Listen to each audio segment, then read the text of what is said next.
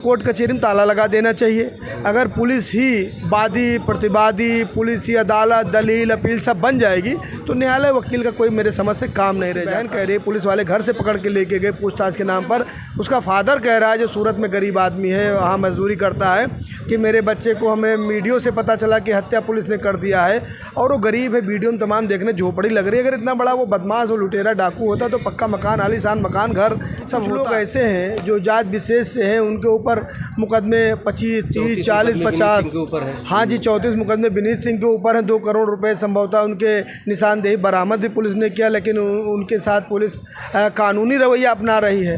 और मंगेश यादव के खिलाफ पुलिस कानूनी रवैया ना अपना करके केवल एक दबंगई और दादागिरी का रवैया अपना रही है। शाही हर फेक इनकाउंटर में क्यों चर्चित रहते हैं, इसकी मंशा ये है कि इनकी वाइफ जो हैं अभी विगत कुछ महीने पहले महिला आयोग की सदस्य बनाई गई हैं। जिस प्रकार से अभी जल्दी एक डिसीजन आया है कि बुलडोज़र अब मकानों पर नहीं चलेगा, उसी हिसाब से ये मुकदमा भी अब सुप्रीम कोर्ट पहुंच गया है। संभवतः कहीं ये आदेश ना आ जाए। इस समय पूरे उत्तर प्रदेश में मंगेश यादव एनकाउंटर पर सियासत गर्म है। चूँकि पुलिस का कहना है कि मंगेश यादव ने हमारे ऊपर अटैक किया था, इसलिए हमारा एनकाउंटर करना मजबूर है। आरोप है कि जाति धर्म देकर एनकाउंटर किया जा रहा है। हमारे साथ हैं अरुण सिंह यादव, जो भी कुछ दिन पहले ज्ञापन देकर जिलाधिकारी को आए हैं। और सर क्या कहेंगे?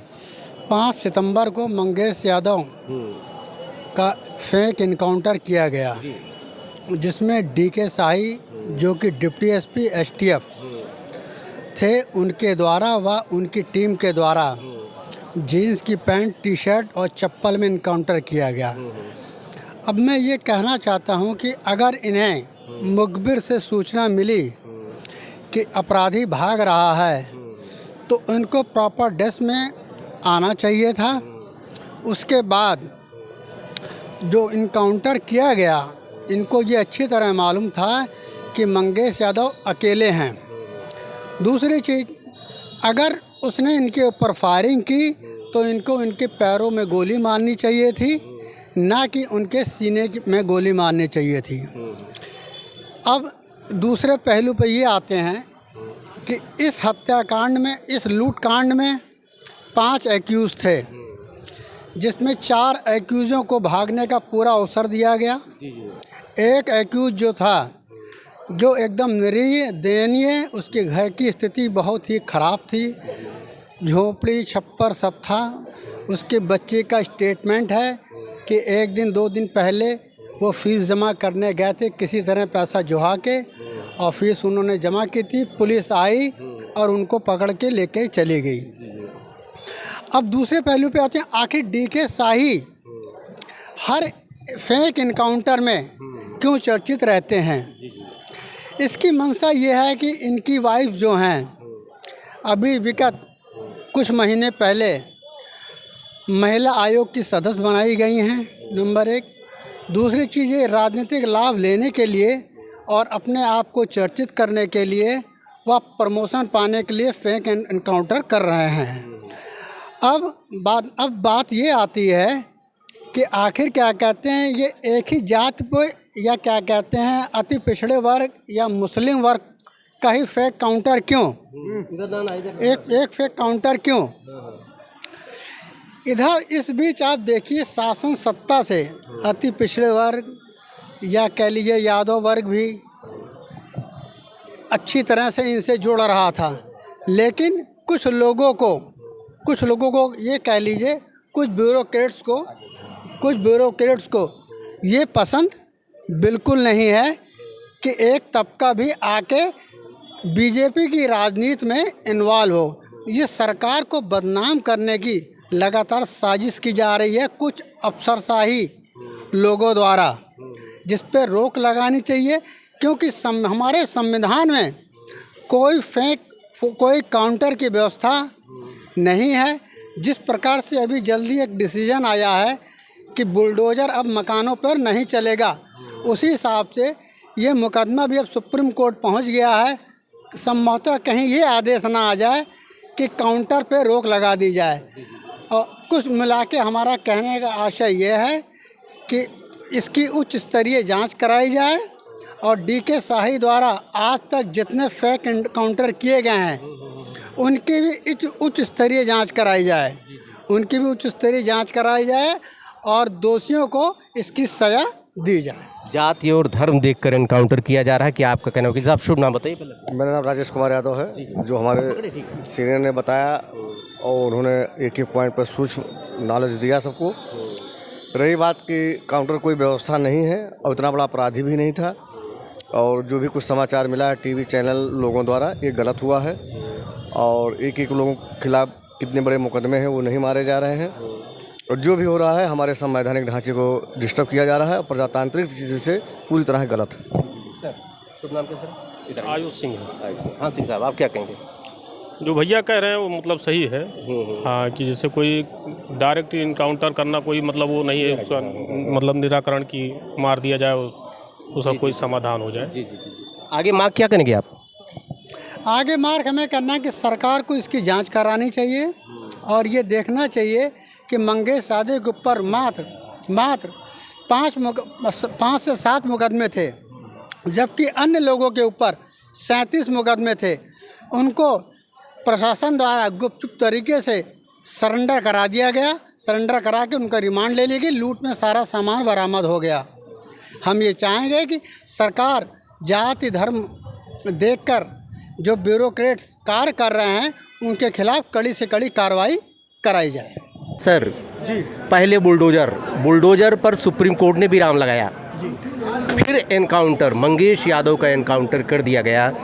विपक्ष का कहना है कि ये फेक एनकाउंटर है और सत्ता पक्ष ये कह रहा है कि ये एनकाउंटर जायज़ है क्योंकि उसने पुलिस पार्टी पर हमला किया। क्या कहेंगे आप? देखिए, विपक्ष का काम आरोप लगाना है और सत्ता पक्ष का काम है समर्थन करना जी।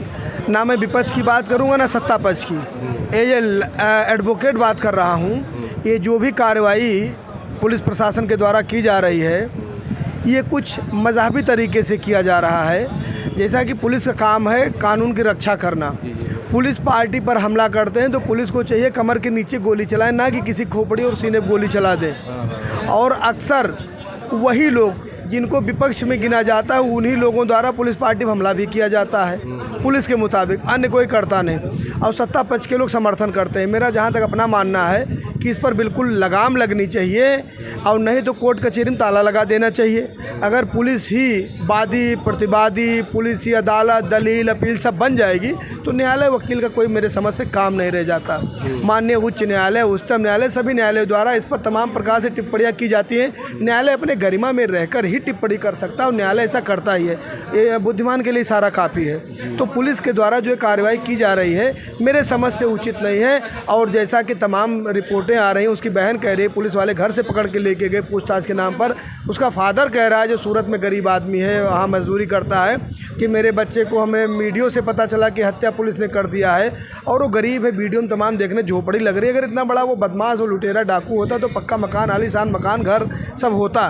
तो कहीं ना कहीं ये सवाल उठना लाजमी है कि एनकाउंटर फेक है। क्या आपको लगता है जाति और धर्म देखकर किया जा रहा है? बिल्कुल 90% तो बिल्कुल लगता ही है कि ऐसा हो रहा है कि कुछ लोग ऐसे हैं जो जात विशेष से हैं, उनके ऊपर मुकदमे 25, 30, 40, 50। हाँ जी, 34 मुकदमे विनीत सिंह के ऊपर हैं। 2 करोड़ रुपए संभवतः उनके निशानदेही बरामद भी पुलिस ने किया, लेकिन उनके साथ पुलिस कानूनी रवैया अपना रही है। और मंगेश यादव के खिलाफ पुलिस कानूनी रवैया ना अपना करके केवल एक दबंगई और दादागिरी का रवैया अपना रही है। तो इससे सवाल उठना लाजमी है, चूँकि जो ये इंसाफ का तराजू है इस पर जो बांट होना चाहिए वो सबके लिए बांट एक होना चाहिए, समान होना चाहिए। किसी के लिए 1 किलो लगाइए, किसी का आधा किलो लगाइए, किसी के लिए 5 किलो लगा दीजिए, नहीं। इंसाफ का तराजू एक और बांट एक होना चाहिए। मामला सुप्रीम कोर्ट गया है, क्या लगता है? मुझे बिल्कुल पूरा उम्मीद और पूरा भरोसा है कि माननीय सर्वोच्च न्यायालय जो अपने देश की सबसे बड़ी अदालत है वहाँ से निश्चित ही कोई ना कोई ऐसा डायरेक्शन, कोई नियम पुलिस के लिए आएगा कि जिसके पुलिस द्वारा किए जा रहे फेक इनकाउंटर पर लगाम लगेगी और लगाना ज़रूरी है। ये सत्ता और सरकार आती जाती रहती है। कभी मायावती जी थी, कभी अखिलेश जी थे, आज योगी जी हैं। ये सत्ता कोई राजशाही नहीं है कि जब तक हम हैं हम, उसके बाद मेरा बेटा। ये परिवर्तन संसार का नियम है। तो किसी को भी सत्ता में रह करके विपक्ष के नेता या विपक्ष के कार्यकर्ताओं पर ऐसी कोई कार्रवाई नहीं करानी चाहिए जिससे उंगली उठे। डीके शाही जो एसटीएफ के डीएसपी हैं, क्या उनके ऊपर सुप्रीम कोर्ट क्या कर सकता है? सुप्रीम कोर्ट को अगर लगता है फेक इनकाउंटर है तो उनके ऊपर जांच बिठा सकता है। सुप्रीम कोर्ट तो सुप्रीम है, पूरा पावर है। सुप्रीम कोर्ट के पावर पर, सोच पर सुप्रीम कोर्ट तो स्वतः संज्ञान लेके भी कुछ कर सकता है। तो निश्चित है, मेरा मानना है कि इस पर कोई ना कोई जांच होगी जरूर। जी। क्या ये एनकाउंटर जो है ये आपके कानून में, सीआरपीसी में, इसका क्या आप मानते हैं, या ये कौन सी न्याय प्रणाली के अंतर्गत आता है? कहीं कुछ इनकाउंटर नहीं, ये सेल्फ डिफेंस के लिए ये पब्लिक को भी मिला हुआ है और पुलिस को भी मिला हुआ है। वे पुलिस जनरक्षक के रूप में है, उनके ज़्यादा उत्तरदायित्व, उनमें तमाम बदमाशों से उनके मुकाबले मुठभेड़ होते रहते हैं। लेकिन 100% इनको प्रयास करना चाहिए कि अगर कहीं मुठभेड़ हो रहा है तो उसके कमर के नीचे गोली चलाएं। और रही बात मुठभेड़ की, तो मुठभेड़ पुलिस से कौन करेगा? ट्रेनिंग शुदा होते हैं। आम आदमी जिसके पास मान लीजिए बताएगा इसके पास कट्टा है, कट्टे की रेंज कितनी दूरी पर है? कट्टे की रेंज मेरे समझ से ज़्यादा होगी 20 फीट 25 फीट। और 20-25 फुट पर अगर आदमी है तो कट्टे से आदमी केवल झुलसेगा। और पुलिस के पास ऐसे ऐसे आधुनिक असले हैं कि वो किलोमीटर दूर से अगर निशाना मार दे तो आदमी गिर जाएगा। तो पुलिस पार्टी पर हमला होना ये संभव नहीं है एक ऐसे आदमी द्वारा जिसके पास कट्टा, एक गोली चलाने के बाद दूसरा भरना पड़ेगा। पुलिस के पास तो ऐसे हथियार है जिनमें 70, 75, 80 गोलियाँ तक एक साथ हैं। वो चाहे चलनी कर दे। ये इसका मतलब पूरा आपको फेक एनकाउंटर लगता है? बिल्कुल 100% जनचर्चा जैसा चल रहा है, समाचार चैनलों में देखने सुनने में आ रहा है कि इनकाउंटर बिल्कुल फेक है। एनकाउंटर बिल्कुल फेक है, कहना है प्रदीप कुमार चौबे जी, वरिष्ठ अधिवक्ता का। देखिए मामला सुप्रीम कोर्ट में गया है, हो सकता है कि जिस तरह से बुलडोजर पर लगाम लग गई, एनकाउंटर पर भी लगाम लग जाए। देखते रहिए अयोध्या दर्पण। धन्यवाद आपको। Thank you.